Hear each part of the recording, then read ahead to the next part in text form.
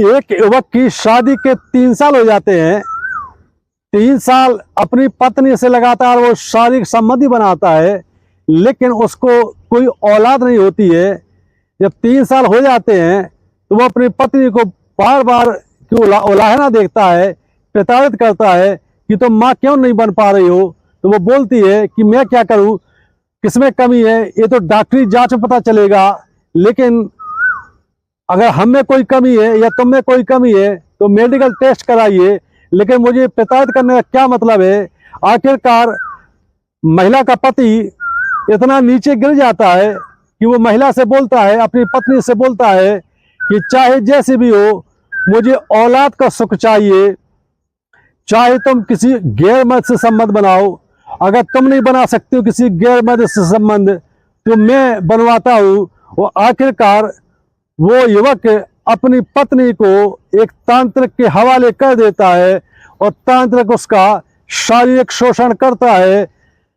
कहानी कहाँ शुरू होती है और कहाँ पर खत्म होती है, आइए मामले की पड़ताल करते हैं। दरअसल 3 जून 2025 को उत्तर प्रदेश के बरेली एक जिला पड़ता है, वहाँ पर एक मीरगंज पुलिस थाना क्षेत्र है।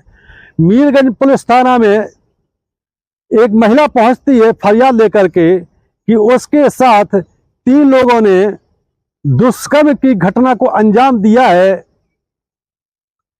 जब पुलिस मामले की पूरी पड़ताल करती है तो पता चलता है कि मीरगंज पुलिस थाना क्षेत्र में ही एक असदनगर जगह पड़ती है। यहाँ पर ये पति पत्नी रहते हैं। महिला की शादी युवक से 3 साल पहले होती है।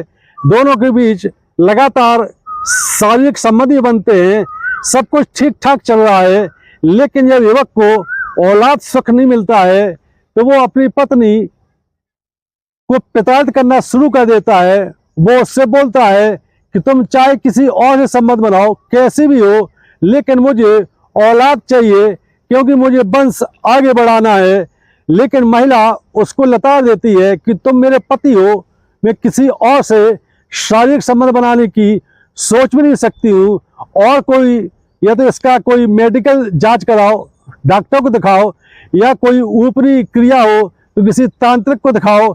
इसके बाद युवक असदनगर में ही रहने वाला एक तांत्रिक है जिसका नाम गिरधारी है, गिरधारी लाल के पास वो युवक पहुंच जाता है। वो अपनी समस्या बताता है कि गुरुजी मुझे संतान सुख चाहिए, मेरी शादी 3 साल पहले हो चुकी है, हम पति पत्नी के बीच सब कुछ ठीक ठाक है, संबंधी बनाते हैं, लेकिन औलाद नहीं हो रही है। इसके बाद तांत्रिक उस युवक से कहता है कि इसके लिए तुम्हें अपनी पत्नी को यहाँ पर लाना पड़ेगा। आखिरकार युवक अपने घर पहुंचता है, वो अपनी पत्नी को समझाता है कि एक तांत्रिक के पास में गया था, उसने कहा था कि कोई ऊपरी चक्कर हो सकता है और महिला को यहाँ पर मतलब पत्नी को यहाँ पर लाना पड़ेगा। क्योंकि महिला को भी संतान सुख चाहिए था तो वो भी अपने पति के कहने पर तांत्रिक के पास पहुंच जाती है। युवक जब अपनी पत्नी को लेकर के गिरधारी लाल तांत्रिक के पास पहुंचती है तो गिरधारी लाल उस महिला को देख करके उस पर प्रभावित हो जाता है, मोहित हो जाता है, क्योंकि उसकी पत्नी देखने सुनने में बहुत खूबसूरत है, जवान है।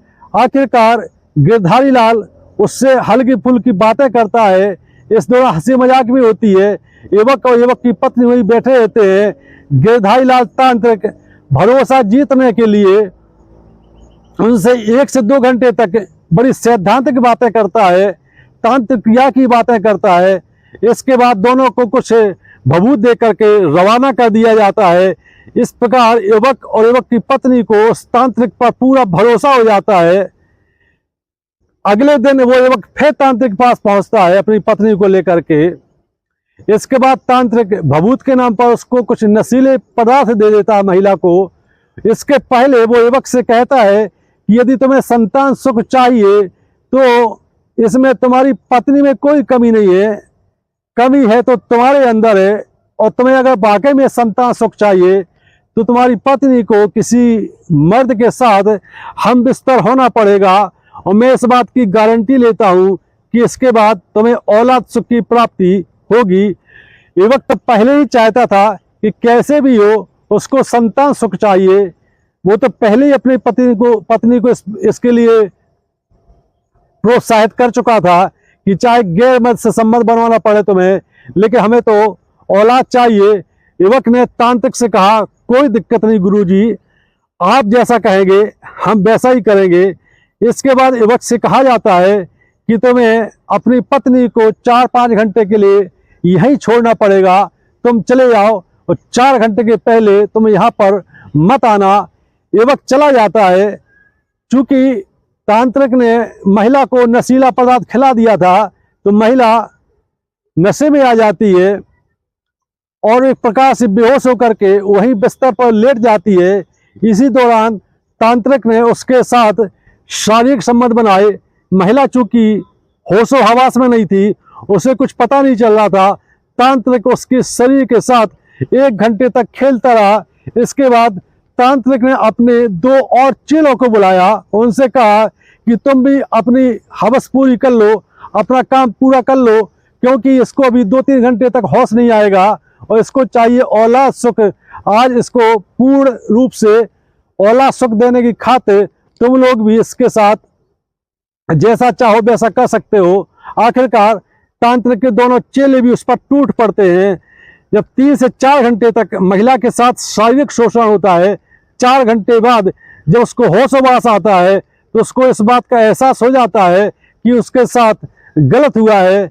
उसका पति अभी भी मौके पर नहीं आया है। महिला तांत्रिक से पूछती है कि मेरे साथ आप लोगों ने गलत किया है और मुझे नशीला पदार्थ खिला करके बेहोश कर दिया और मेरे साथ बहुत गलत हुआ है, मैं छोड़ूंगी नहीं। तांत्रिक ने उसको काफ़ी समझाया, लेकिन महिला सीधे मीरगंज पुलिस थाना पहुंच जाती है और वहां पर शिकायत करती है। तुरंत ही पुलिस एक्टिव होती है और तांत्रिक को उसके दोनों चेलों को हिरासत में लेती है। इधर महिला का मेडिकल कराया जाता है। मेडिकल में दुष्कर्म की पुष्टि हो जाती है। पुलिस ने गिरधारीलाल तांत्रिक और उसके दोनों चेलों को गिरफ्तार कर लिया और इसमें साजिश में शामिल होने के लिए उसके पति को भी गिरफ्तार कर लिया। चारों को जेल भेज दिया गया है। ये कहानी आपको कैसी लगी? यदि वीडियो पसंद आता है तो हमारा चैनल सब्सक्राइब करें। जय हिंद, जय भारत।